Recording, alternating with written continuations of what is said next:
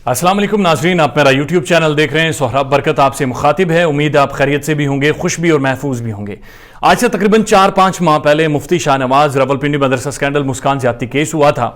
और आज तक ये केस अपने मंतकी अंजाम तक नहीं पहुंच सका और इस पर कोई वाज़ेह पेशरफ्त नहीं हो सकी। हुआ ये, बंदे गिरफ्तार हुए, गिरफ्तार होकर छूट गए, तहकीकात हुई, इन्वेस्टिगेशन हुई, मीडिया में हम लोगों ने बातचीत की और उस केस का फैसला नहीं हो पा रहा।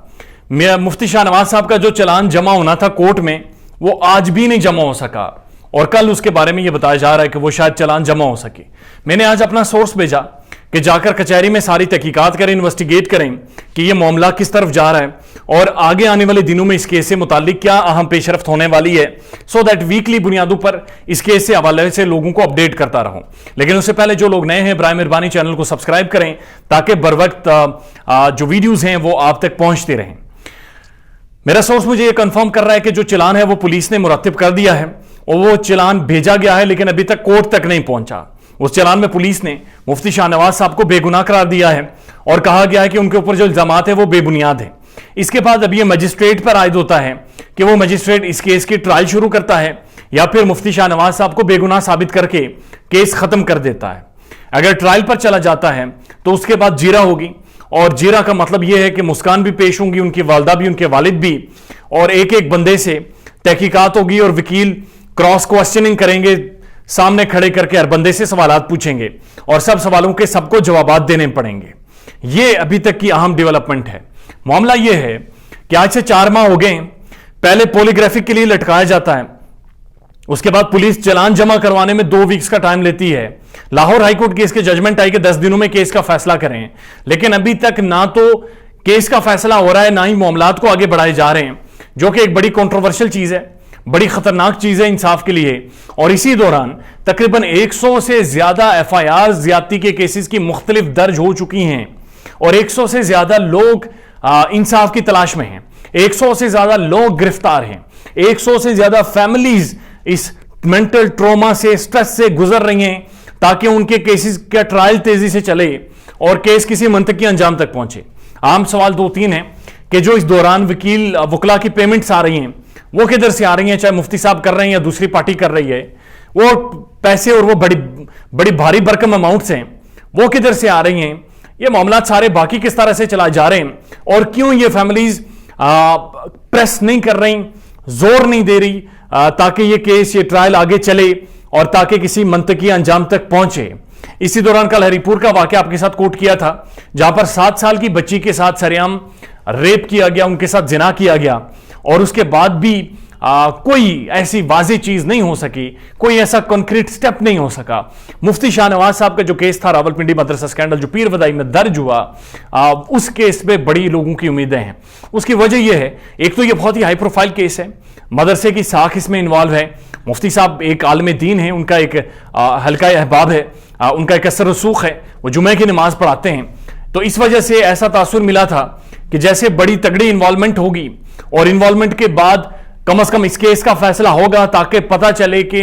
मामलात किस तरफ जा रहे हैं, इधर दिस वे और दैट वे। लेकिन अब जो चीजें समझ आ रही हैं वो ये है कि इसको इतना लटकाओ, इतना लटकाओ, इतना लटकाओ कि मीडिया भी थक जाए, जो सुनने वाले वो भी थक जाएं, लेकिन केस का कोई नतीजा, कोई रिपोर्ट, कोई चीज अभी तक सामने ना आ सके। इस केस के जो अहम चीजें हैं, मेरी मुस्कान के लॉयर से बात हुई है और उनका अभी भी ये कहना है कि हम जो पुलिस की रिपोर्ट है उससे किसी भी तौर मुतमईन नहीं है। जो पुलिस की रिपोर्ट मुरत्तब करवाई गई है उनके लॉयर के मुताबिक असर रसूख पुलिस पर डाला गया और उस असर रसूख की बुनियाद पर पुलिस को मजबूर किया गया कि वो एक ऐसी रिपोर्ट मुरत्तब करे जो मुफ्ती शाहनवाज साहब को फेवर करे। मेरा सोर्स मुझे ये कंफर्म कर रहा है कि जो चलान पुलिस ने जमा करवाया है उस चलान में मुफ्ती साहब को बेगुनाह करार दिया जा रहा है कि ऐसे कोई भी शवाहिद नहीं मिले या कोई क्या एक भी ऐसा शवाहिद नहीं मिला जिससे यह साबित हो सके कि मुफ्ती शाहनवाज साहब किसी भी तौर इस केस में इन्वॉल्व रहे हैं या उनका इस केस से या माजी के किसी भी केसेस से जो जिन पर उनके ऊपर इल्जामात लगाए जाते हैं उनका कोई ऐसा ताल्लुक रहा है। जब मैंने मुस्कान की वालदा का इंटरव्यू किया था तो उनका भी यही कहना था कि हमें पुलिस की जो एक्शंस हैं वो हमारे लिए सस्पिशियस हैं, वो हमारे लिए मुतनाज़ा हैं। पुलिस जिस तरह से इन्वेस्टिगेट कर रही है और मुझे एक बड़े इंटरनल सोर्स ने कंफर्म किया है بلکہ آپ یہ کہہ سکتے ہیں جو شاید جی آئی ٹی کے سامنے جب مسکان کی تفتیش ہو رہی تھی اس وقت وہاں پہ موجود تھا، اس نے مجھے بتایا کہ جب مسکان سے پہلے پوچھا گیا کہ کیا مفتی شاہ نواز نے آپ کے ساتھ زیادتی کیا، مسکان نے کہا ہاں، تب پولیس کی جانب سے ایک بڑی سخت بات آئی اور سختی سے انہوں نے کہا کہ سوچ لو ایک بار پھر کیا مفتی نے زیادتی کی ہے کہ نہیں کی۔ تو اس سے ایک تاثر انہوں نے لیا اس فیملی نے کہ شاید پولیس پر، انویسٹیگیٹو آفیسر پر اور ان سب پر شاید اثر رسوخ ہے مفتی شاہ نواز صاحب کا یا ان کے جو قریبی لوگ ہیں ان کا، اور اس وجہ سے کیس میں مفتی شاہ نواز صاحب کو فیور کیا جا رہا ہے۔ لیکن جو بھی ایویڈنس آئی ہے ابھی تک اس کیس میں، وہ ساری ایویڈنس بنیادی طور پر مفتی شاہ نواز صاحب کا جو شروع میں آرگیومنٹ تھا پہلے دن سے، اس آرگیومنٹ کو سپورٹ کر رہی ہے۔ مفتی صاحب نے مجھے پہلے انٹرویو میں دیا گیا انٹرویو میں کہا تھا کہ مجھے اداروں پر بھروسہ ہے، مجھے پولیس پر بھروسہ ہے، مجھے سی پی او پر بھروسہ ہے، اور مجھے ایک انویسٹیگیٹو آفیسر پر بھروسہ ہے کہ وہ ایک جائز انویسٹیگیشن کریں گے، جائز تحقیقات کریں گے۔ لیکن آج کی ویڈیو بنانے کا مقصد یہ ہے کہ ہم لوگ کب تک یہ جو ڈیلے ان ٹرائلز ہیں اس کی زد میں آتے رہیں گے، کب تک ہم لوگ